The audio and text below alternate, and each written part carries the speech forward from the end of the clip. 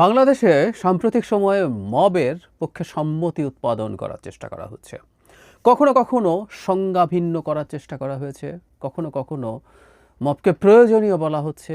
এভাবে নানাভাবে নানাজন এটাকে এক ধরনের সম্মতি উৎপাদনের চেষ্টা আমাদের সমাজে করে যাচ্ছেন। প্রশ্ন হলো কেন? এবং এই আলাপটা সাম্প্রতিক সময়ে খুবই একাডেমিকলি উঠেছে। আমি খেয়াল করলাম দুজন গুরুত্বপূর্ণ মানুষ, একজন হচ্ছে যারা মাহফুজ আলম, সরকারের একজন উপদেষ্টা। আমি খানিকটা তাকেও মবের পক্ষে বৈধতা দেওয়ার সম্মতি উৎপাদনের একরকম চেষ্টা, রিডিং বিটুইন লাইনস, মানে স্পেসিফিকলি লিখে ফেলেছেন তা বলবো না। একই সাথে আরেকজন জনাব নাহিদ ইসলাম, তারা সহযোদ্ধা ছিলেন এই জুলাইয়ের গণ অভ্যুত্থানের সময়।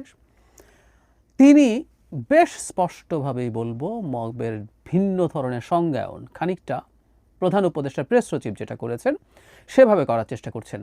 আমি এই দুজনকে আসলে আলাদা করে দেখি না, মানে নাহিদ ইসলাম এবং মাহফুজ আলম এনসিপির সাথে বা তার আগে নাগরিক কমিটির সাথে কতটা ইনভলভ ছিলেন, কিভাবে ইনভলভ ছিলেন, প্রচুর ফিসফাস আছে এবং এই ফিসফাসগুলো যে একেবারে মিথ্যে, নট নেসেসারিলি। সবার সাথেই সবার যোগাযোগ আছে। আমরা যারা অন্তত এই ক্ষেত্রে মানে এক ধরনের কথাবার্তা বলি, বোঝার চেষ্টা করি, মানুষের সাথে আলাপ আলোচনা করি, সুতরাং এই দুটোকে আমি একসাথে দেখতে চাই। একসাথে দেখার কারণেই আমি মনে করি এটা এনসিপির সম্ভবত একটা কৌশল হতে যাচ্ছে। আমি যেটা মাহফুজ আলম কি বলছেন সেটা একটু বলি। তিনি আমাদের অতীতে বহু মব হয়েছে বলে আলাপ করছেন। আমার এত সময় হবে না, নাহলে এখানে কতগুলো ঘটনাকে তিনি মব বলছেন, মব জাস্টিস বা মব ভায়োলেন্স। এগুলো আমি সবগুলোকে মব জাস্টিস বা মব ভায়োলেন্স বলে মনে করি না। আচ্ছা, এরপর তিনি যেটা বলছেন যে সামাজিক ফ্যাসিবাদ যেটা শেখ হাসিনার সময়েরই প্রতিক্রিয়া, মানে ওটা বুঝতে হবে যে এটা না বুঝে সামাজিক ফ্যাসিবাদ ও মব মানসিকতা বোঝা সম্ভব হবে না। মানে এইসব প্রশ্ন তুলেছি যেহেতু আমরা ওই অপ্রেস ছিলাম, অপারেশন থেকে এটা বেরিয়ে আসা, তারপর এখন আমাদের এই ধরনের পরিস্থিতি তৈরি হয়েছে। শফিকুল আলমও কম বেশি একই রকম কথা বলেছেন। কিন্তু উনি বলছেন যে কয়েক মাসে রাজনৈতিক ও সামাজিক ফ্যাসিবাদের অংশীদার না হয়ে হরে ধরে মব ভায়োলেন্সের দায় নিতে হচ্ছে জুলাইয়ের বিপ্লবী ছাত্র নেতাকে। জুলাইয়ের পরে মব হইলে বা সুযোগ হলে করে এত সুশীলতার অ্যাপোলজেটিক আলাপ আসতো না। তারপর তিনি খুবই হাস্যকর একটা কথা বলছেন, একটু পড়ি, এটা পরে হাসিই পাবে। রাষ্ট্রের দায়িত্বে থেকে আমাদের কাজ আইনে শাসন প্রতিষ্ঠার সর্বোচ্চ চেষ্টা করা, এটা ঠিক আছে। সেজন্য মব ভায়োলেন্স নিয়ে কয়েকবার বলেছি, মানে একজন উপদেষ্টা বলছেন বলেছি, অথচ উনি তো উপদেষ্টা পরিষদে থাকেন। ওনার বলা উচিত ছিল মবের জন্য আমরা এটা এটা এটা এটা এটা করেছি। এসব করলে না আসলে হতো না। হ্যাঁ, জনাব মাহফুজ, আমি অন্তত ওনাকে দেখেছি মাজারে হামলা নিয়ে বলেছেন। ওই যে উনি বলছেন স্পেসিফিক কিছু অকেশনে মাজারে হামলা নিয়ে, বইমেলা নিয়ে কথা বলেছেন, উনি বলেছেন, স্ট্যাটাস দিয়েছেন, এটা সত্য। এখন কেউ যদি বলেন মন্দের ভালো, জনাব মাহফুজ অন্তত মন্দের ভালো কাজটা করেছেন, অন্য কোনো উপদেষ্টা তো স্ট্যাটাসও দেন না, উনি দিয়েছেন। কিন্তু সরকার কি করেছে? আসলে তেমন কিছু করেন। এবং আমি বহুবার বলেছি ধর্মের ব্যানার নামে, ধর্মের নামে যে মবগুলো তৈরি হয় এগুলো সরকারের পরিকল্পিতভাবে, এগুলোর ব্যাপারে সরকার কোনো পদক্ষেপ নেয় না, কারণ তারা এই গোষ্ঠীটাকে হাতে রাখতে চায়। আমি আসবো, এটাই এখন একটা কৌশলে পরিণত হয়েছে, সেটা আমরা বুঝতে পারি। তারপরে যেটা হয়েছে, হ্যাঁ, জুলাই বিপ্লবকে এখন আবার বিপ্লব ব্যবহার করছেন, আমি জানি না। ওনারা বলেন, ঠিক আছে, আমরা এটা দ্বিমত করি। ওখানে যেটা হয়েছে সেটাকে মব ভায়োলেন্স টাইলেন্স এগুলো বলা হচ্ছে, সেগুলো আমি একমত যে এটা হতেই পারে না। এই আলাপ তুলছেন, প্রশ্নই আসে না। এটা একটা, যদি বলা হয় আমাদের এই গণ অভ্যুত্থানের মহিমাকে ছোট করা হয়, এটা একটা স্বতঃস্ফূর্ত গণ অভ্যুত্থান, এটা মব হতে পারে না। তার পরবর্তীতে যেটা উনি একটু ওনাদের যে জুলাই বিপ্লবের ছাত্র জনতাকে দায়িত্বশীল হওয়ার কথা বলছেন, কিন্তু মুজিববাদ ও আধিপত্যবাদ মোকাবেলার প্রতিরোধ গড়ে তুলতে আপনাদের সর্বোচ্চ চেষ্টা করবেন। এই যে সর্বোচ্চ চেষ্টা করবেন আধিপত্যবাদ রুখে আসার জন্য, কিভাবে? আইনের আশ্রয় নেওয়ার কথা বলছেন, কিন্তু যখন বলা হচ্ছে এগুলোই ছাত্ররা রুখে দাঁড়াবে, দিস আর দ্য প্রবলেমস। আমি বহুবার বলেছি, আওয়ামী লীগ তো নিষিদ্ধ হয়েছে, মানে তার কর্মসূচি অ্যাটলিস্ট নিষিদ্ধ হয়েছে, ছাত্রলীগ নিষিদ্ধ আছে। গতকাল বা দুদিন আগে পটিয়াতে একটা ছাত্রলীগকে তারা পুলিশের কাছে নিয়ে গেছেন। ছাত্রলীগ মানে সব হরে ধরে ফেলতে হবে? আমি অবাক হয়ে গেছি কারো যুক্তি শুনে যে সে তো নিষিদ্ধ ঘোষিত সংগঠনের সদস্য।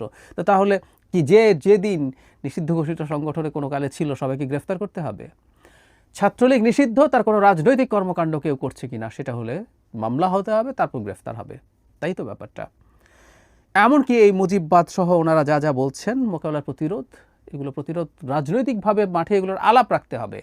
আবারও বলছি, এই ধরনের ঘটনা যদি কেউ ঘটায় সেটাও আসলে আদতে সরকারকে এবং প্রশাসনকে করতে হবে। উনি মবের যে সংজ্ঞা দিলেন এটাও অদ্ভুত। শেষে পুনশ্চ বলে বলছেন, মব মানে বিপ্লবী উদ্দেশ্যহীন প্রতিহিংসা ও প্রতিশোধ পরায়ণ মানসিকতা লালন করা সুযোগ সন্ধানী গোষ্ঠী। জুলাইয়ের বিপ্লবী ছাত্র জনতার উদ্দেশ্য পরিষ্কার, গণতন্ত্র ও মানবাধিকারের প্রতি তাদের শ্রদ্ধা অতুল এবং তারাই বাংলাদেশের ভবিষ্যৎ। মানে মবের সংজ্ঞা যে কেউ গুরুত্বপূর্ণ সব ডিকশনারিতে খুঁজে দেখবেন। এর সাথে প্রতিহিংসা ও প্রতিশোধ পরায়ণ হওয়ার কিছু নাই, এবং বিপ্লবী উদ্দেশ্যহীন না হলেই মব হবে, বিপ্লবী উদ্দেশ্য সহ মব হতে পারে না, এগুলো একেবারেই ভুল কথা। ডিসঅর্ডারলি পিপল যদি বিপ্লবী উদ্দেশ্য থেকেও থাকে এবং তারা যদি অত্যন্ত মারমুখী হয়ে ওঠে, নিয়ন্ত্রণের বাইরে চলে যায়, এটাকেও মব বলা হয়, সংজ্ঞায় তাই বলা হয়।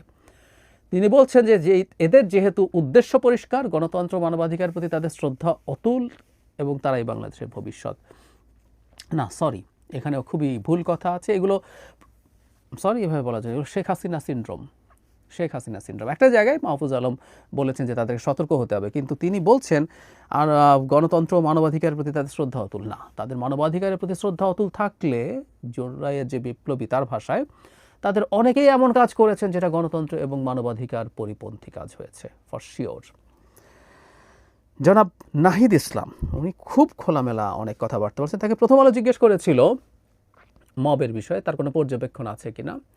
তারপর তিনি বলছেন যে সেনাবাহিনীর ভূমিকা কি তারা জানে না, পুলিশকে আরও সক্রিয় করা গেল না। তারপরে বলেছেন সক্রিয়, এটা ইন্টারেস্টিং, পুলিশকে আরও অনেক বেশি সক্রিয় করা সম্ভব হতো যদি শিক্ষার্থীদের আরও বেশি মাঠে রাখা যেত, ব্যবহার করা যেত।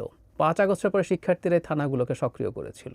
আচ্ছা, এরপর তিনি বলছেন মব বলে যেভাবে হেয় করা হচ্ছে সেটার সাথে আমরা একমত নই। যাদের মব বলা হচ্ছে এরা বিক্ষুব্ধ জনগণ, মানে কম বেশি প্রেশার গ্রুপ। শফিকুল আলম যেভাবে বলেছেন, সঠিক কর্মসূচি ও নেতৃত্ব না থাকার কারণে এদের নানাজন নানাভাবে ব্যবহার করছে, ডাইভার্ট করেছে, নিজের ব্যক্তিগত এজেন্ডা বা গোষ্ঠী এজেন্ডা তাদের ব্যবহার করা হয়েছে। এটা আমাদেরও সীমাবদ্ধতা। জনগণকে একটা দিকে ধাবিত করার মতো কর্মসূচি সরকারের দিক থেকে অনুপস্থিত ছিল। মানুষ কর্মসূচি চেয়েছে, দেশ গঠনের জন্য কাজ করতে চেয়েছে, কিন্তু সেটা সম্ভব হয়নি। দেখা যাচ্ছে পুরনো তর্ক, নানা ধরনের গোষ্ঠীগত স্বার্থের রাজনীতির ভিত্তিতে অভ্যুত্থানকারী বিভিন্ন অংশ নিজেদের মতাদর্শগতভাবে ভাগ করেছে, তাদের এখন মব হিসাবে ব্যবহার করা হচ্ছে। আমার কাছে মনে হয় যেটাকে মব বলা হচ্ছে এটা শুধু পুলিশ বা আইন শৃঙ্খলার বিষয় না, এটা হচ্ছে আরও বহু বছর বাংলাদেশে থাকবে, কারণ এরা অভ্যুত্থানকারী ছাত্র জনতা। মানে মবকে তিনি ইন জেনারেল অভ্যুত্থানকারী ছাত্র জনতা হিসাবে অ্যাকোমোডেট করলেন, বললেন তাদের মধ্যে নানান বিভেদ হয়েছে এবং তাদেরকে যেহেতু সঠিক কাজে লাগানো যায় নাই, আমি জানি না তাদের সঠিক কাজে লাগানোর মানে কি বোঝাচ্ছেন তিনি। তারা যদি বিপ্লব মনে করেন তাহলে কি একটা মিলিশিয়া বাহিনী গঠন করা দরকার ছিল, আমি জানি না। যাই হোক, যায়নি বলে অনেকেই নানান রকমভাবে তাদেরকে ব্যবহার করছেন এবং এটা বাংলাদেশে বহু বছর থাকবে বলেও বলছেন। অথচ কোনো একটা জায়গায় মাহফুজ আলমের স্টেটাসেও দেখি নাই, এখানে উনি এই আহ্বান জানান নাই, যারা কথা না, উনি এদেরকে সমর্থনই করছেন এবং তাদেরকে বিক্ষুব্ধ জনতা বলছেন, তারা এই জুলাই গণ অভ্যুত্থানের লোকজন বলছেন। তার মানে তো হচ্ছে ব্যবস্থা নিতে বলার কোনো কারণ নাই। তারা মনে করেন এখনও এই ক্ষোভের বহিঃপ্রকাশ ঘটে। জনাব শফিকুল আলম যেমন বলছিল এখনও প্রেশার গ্রুপ হিসাবে তারা কাজ করে, এবং জনাব মাহফুজ আলমের ক্ষেত্রে দেখলাম যে তিনি বলছেন যে দীর্ঘকালীন যে ফ্যাসিবাদী ব্যবস্থা বাংলাদেশে কায়েম ছিল সেটার এক ধরনের আউটকাম এখানে হতে পারে, এটা খুব ভুল তা বলবো না, কিন্তু এটার ব্যাকগ্রাউন্ড যদি এটা হয়ে থাকে সেটা আমরা করে যাব কিনা is a serious problem, serious question. আমরা এখন এই যে মবকে আশকারা দেয়া, এটা সবসময় যে সোকল পলিটিক্যাল টাইপের হবে তা না। আবহমান কাল থেকে আমাদের সোসাইটিতে মব আছে, আমরা অভিযুক্ত বা কোনো অপরাধীকে ধরতে পারলে পিটিয়ে মেরে ফেলি। আমরা এই গতকালই দেখলাম কুমিল্লায় মর্মান্তিক ঘটনা, 3 জন মানুষকে পিটিয়ে মেরে ফেলা হয়েছে, একজন মা আর তার 2 সন্তান, এক ছেলে এক মেয়ে, এবং আরেক মেয়ে মৃত্যু পথযাত্রী হয়ে হাসপাতালে চিকিৎসাধীন আছেন। তো এই হচ্ছে পরিস্থিতি, এবং এগুলো বলে বলে বলে বলে মবের পক্ষে সম্মতি উৎপাদন হয়। বলতে পারেন যে জুলাইয়ে যারা পার্টিসিপেট করেছে তারা হন নাই, কিন্তু এটা তো তা না। মানুষ তার মতো করে এটাকে ঠিক করে নেবে, তারপর কেউ কেউ অর্গানাইজড হয়েও কাজ করবে, ঠিক মানে আনঅর্গানাইজ না হয়েও। যে প্রশ্নটা করছিলাম এনসিপি মবকে নিয়ে কেন, বা সরকারের দিক থেকে, আমি জনাব শফিকুল আলম ব্যক্তিগত মন্তব্য হিসেবে বলেছেন, তারপর আমি তার এই পজিশনে থেকে এটা বলা একেবারে উচিত হয়েছে বলে মনে করি না। একই সাথে খুবই গুরুত্বপূর্ণ ইনফ্লুয়েন্সাররা এটা সমর্থন করছেন। আমি অনেককে দেখছি, পটিয়া থানায় কি হয়েছে এটা নিয়ে শুধু এনসিপির লোকজন যে পটিয়া থানাকে মাটিতে মিশিয়ে দিতে হবে, ফাঁসি দিয়ে ঝুলিয়ে রাখতে হবে ওসিকে, এসব বলেছেন তা না। এর বাইরেরও লোকজন আমি অনেককেই দেখেছি বিরাট সব বিপ্লবী স্ট্যাটাস দিচ্ছেন ওখানে কি করতে হবে না হবে, এবং এই অ্যানার্কির পক্ষে। কেন তাহলে করছেন তারা? আমি ধারণা করি, আমি বিশ্বাস করি এটাই ঘটনা, সেটা হলো এনসিপি সম্ভবত তাদের মাঠের শক্তিতে হতাশ। যদিও উত্তরবঙ্গে তাদের কিছু সফরে আমরা বেশ কিছু লোকজনের জমায়েত দেখেছি, ইটস এ পজিটিভ সাইন। একটা নতুন দল যদি এ ধরনের ট্র্যাকশন পায় এটা আমাদের জন্য খুবই ভালো খবর। এনসিপির মতো একটা মধ্যপন্থী রাজনৈতিক দল, যদিও তারা আসলে কোন পন্থী নাকি অনেকটাই রাইটিস্ট সেসব আলাপ আসছে, বা রাইট সেন্টার রাইট ওসবে ঢুকছে না, তারা মুখে অ্যাটলিস্ট এটা বলেন। কিন্তু তাদের যদি যথেষ্টের বেশি লোকজন না থাকে, তাদের আসলে মাঠে একটা কোয়ার্সিভ পাওয়ার থাকা দরকার। আমাদের যে দলগুলো বড় আছে তাদের মাঠে কিন্তু প্রচুর কর্মী বাহিনী থাকে, অর্গানাইজ কর্মী বাহিনী। এখন এনসিপির তো হাতে একটা শক্তি দেখানোর মতো অস্ত্র থাকা লাগবে। এখন প্রশ্ন হচ্ছে সেটাই কি মব? কারণ তারা এটাকে মানে যে কোনো উদ্দেশ্যে যে কোনো কারণে এটা তারা করবেন না, করা উচিত হবে না। এই যে ইনিয়ে বিনিয়ে নানান রকম ব্যাখ্যাগুলো ইনিয়ে বিনিয়ে দেওয়ার প্রবলেম কেউ হয় জানেন? আমি একটা উদাহরণ দিই। আমাদের ট্রেডিশনাল যে মব, আমরা মব লিঞ্চিং করি, মানুষকে পিটিয়ে মেরে ফেলি, ব্যাখ্যা দেওয়া যায় তো? আমি অনেকে দিতে দেখেছি। আমি ধরে পুলিশে দিলাম, পুলিশ ঘুষ খেয়ে ছেড়ে দেয়, কোর্টে চালান দিল, বাংলাদেশে জামিন হয়ে যায়, এসে সে আবার একই অপরাধ করে, বিচার শেষ হয় না, শাস্তি হয় না, সুতরাং আমরা পিটিয়ে মেরে ফেলি। আমাদের তো ওইগুলো দেখতে হবে। অ্যাট দ্য সেম টাইম আমি আরও যুক্তি দিতে পারি সাইকোলজিক্যাল। আমাদের লোকজনের নানান রকম অপারেশন আছে ফ্যামিলিতে, সোসাইটিতে, স্টেটের পক্ষ থেকে। সে তার অপারেশন, সে তার এই অবদমনকে উগরে দেয় একটা মানুষকে পিটিয়ে মেরে ফেলার মাধ্যমে। অনেক অনেক যুক্তি দেওয়া যায়, but should we do that? কোনোদিনও না। এটা হওয়া যাবে না, এটা করা যাবে না, বেআইনি কাজ করা যাবে না। একটা রাষ্ট্র মগের মুল্লুক বা মবের মুল্লুক হতে পারে না, এটা আমাদের সিরিয়াসলি মাথায় রাখতে হবে। এনসিপি যদি এ ধরনের কোনো চিন্তা করে থাকে, আই রিপিট, তারা যদি এরকম কোনো চিন্তা করে থাকে, এটা রাজনীতি করা হবে, এটা ষড়যন্ত্র করা হবে। এনসিপির সাথে এমন কিছু লোকজনের যোগাযোগ আছে বা তাদের প্রভাব আছে এনসিপির উপরে, যারা খুবই মারাত্মক ধরনের ষড়যন্ত্রকারী হিসেবে পলিটিক্যাল স্ফিয়ারে বহুদিন থেকে পরিচিত। এনসিপি যদি তাদের সাথে এভাবে ট্যাগড হয়, তাদের জন্য বড় বিপদ অপেক্ষা করছে।